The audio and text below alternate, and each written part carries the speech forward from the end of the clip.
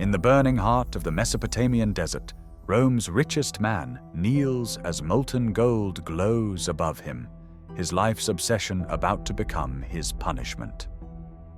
Marcus Licinius Crassus had everything, wealth, power, and connections at the very top of Rome, but he wanted the one thing money couldn't buy: glory. While Caesar conquered Gaul and Pompey ruled the seas, Crassus was mocked as a banker among warriors. So he set his sights east, on Parthia, a land of endless riches and supposed easy victories. But what he found there wasn't gold or glory. It was a lesson written in fire and blood about how ambition can destroy even the mightiest of men. If you enjoy dark stories from history's underbelly, hit subscribe. Crassus built his empire in marble hallways, not on battlefields. Real estate grabs after fires, slave-backed enterprises, quiet deals that bent senators to his will. Influence came easily. Respect never did. In whispers and theater seats, he was third in the triumvirate, the money man funding other men's glory. At 60, he refused the soft landing of age. He wanted a campaign to silence the jokes and sit his name beside Caesar's and Pompey's. The East beckoned like a ledger guaranteed to balance in his favor. Silk and silver, quick victories, a triumph through the city gates. Pride did the math. Pride forgot the desert. Pride never asked what kind of enemy waits when you mistake distance for weakness.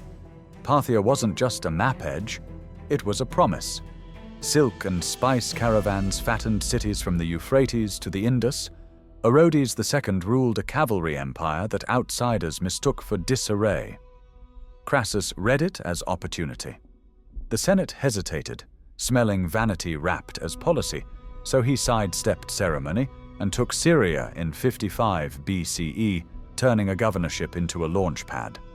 Reports of court intrigue in Ctesiphon sounded like an open door. Local officers warned him, "Parthians don't fight your fight, they make you fight theirs." He called it cowardice. He built legions, bought horses, and convinced himself that money plus Roman drill beats distance and heat. Eastward, the desert waited, patient as a creditor. He built an army like a balance sheet. Big numbers, clean lines, no margin for doubt. 7 legions, nearly 40,000 infantry, 4,000 cavalry, as many light troops again. Standards polished, drills relentless, supply lists that looked invincible on papyrus. At the heart of it rode Publius, his son, fresh from Caesar's wars in Gaul, brave, adored, and proof that the Crassi could be warriors too. Spring 53 BCE they crossed at Zeugma. Towns opened their gates. Skirmishes broke on the legions like waves on a seawall. Every easy win confirmed the story Crassus told himself. Rome's discipline would bulldoze the East the way wealth had bulldozed Rome. Officers who warned about Parthia's cavalry war got reassigned or ignored. The machine moved forward, heavy and certain, into a landscape that rewards only speed. The hammer was ready. The anvil was the desert. The desert didn't roar, it whispered. A trail of empty villages, abandoned wells, and distant riders who vanished like mirages. The Parthians never stood still long enough to die properly. General Serena, young and unnervingly calm, was pulling the Romans deeper, cutting them from water, from food, from hope. His army wasn't a wall, it was smoke and wind. Cataphracts, armored from head to hoof, waited for the right moment to crush, while swarms of horse archers harassed from beyond reach. Arrows hummed day and night, slicing the air like insects. Rome's proud formations marched in squares through a wasteland that punished weight and rewarded motion. By the third week, tempers frayed, waterskins cracked, and confidence evaporated in the heat. The army that once looked like a machine began to look like prey. Crassus pushed on, refusing to admit he'd been outplayed. Ahead lay a city called Carrhae, and the illusion of safety. Carrhae looked like salvation, low hills for defense, a nearby spring, space enough to breathe.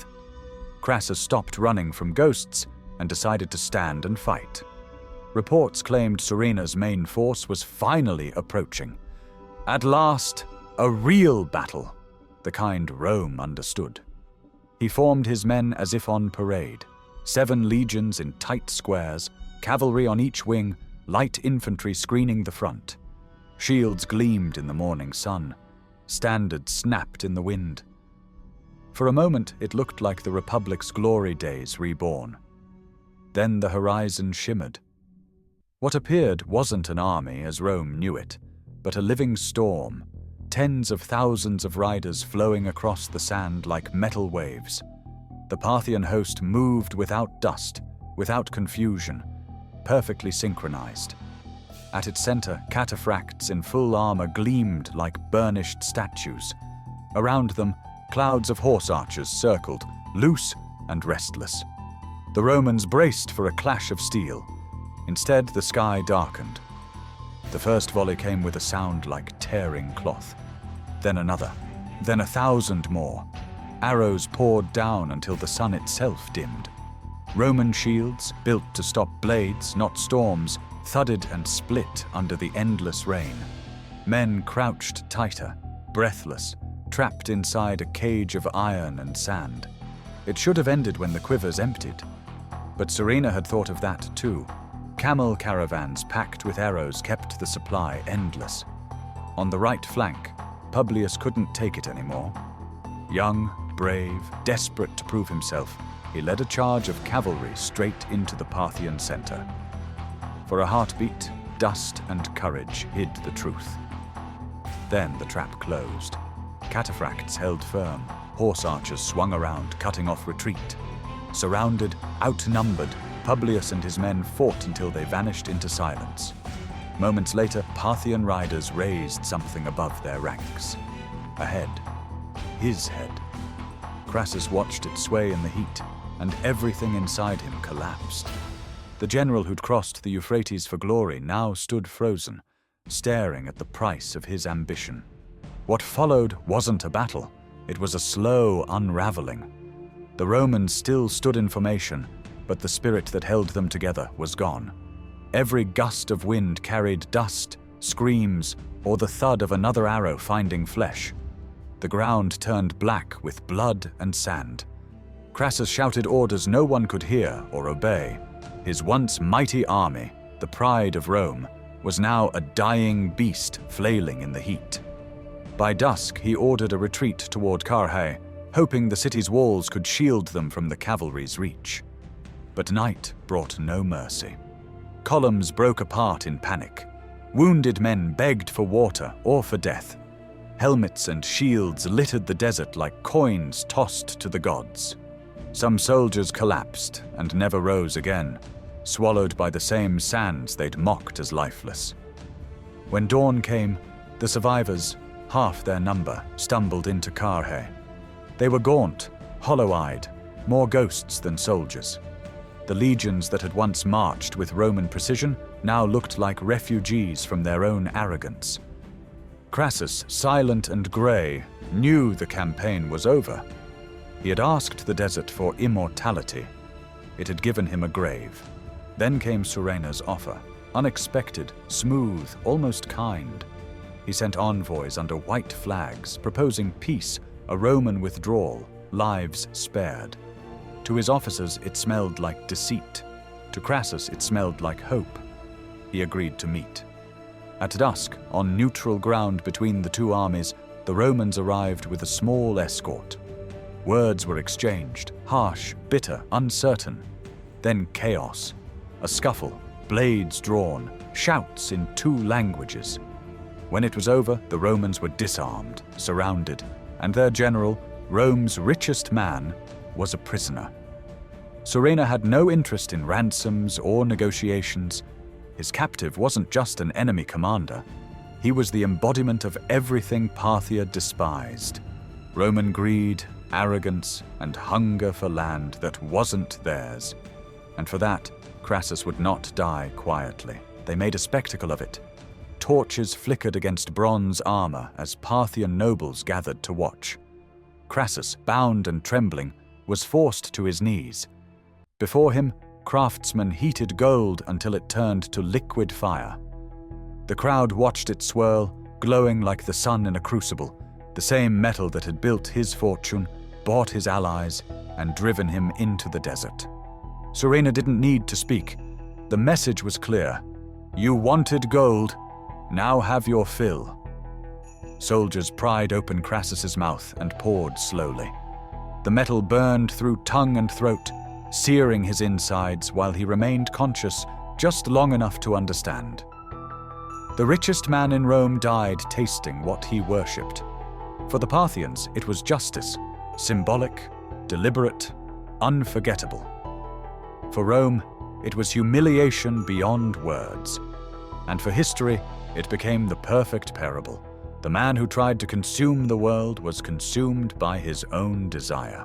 When word of his death reached the capital, panic spread through the marble halls. The illusion of Roman invincibility cracked like thin plaster. Senators whispered of omens, generals glanced eastward with unease. The triumvirate, once balanced on 3 ambitions, was broken. Without Crassus's wealth to steady it, Caesar and Pompey turned their rivalry into war. The Republic would not survive their collision. And yet, in Parthia, Surena had achieved more than a battlefield victory. He had wounded Rome's pride. No legions crossed the Euphrates again for decades.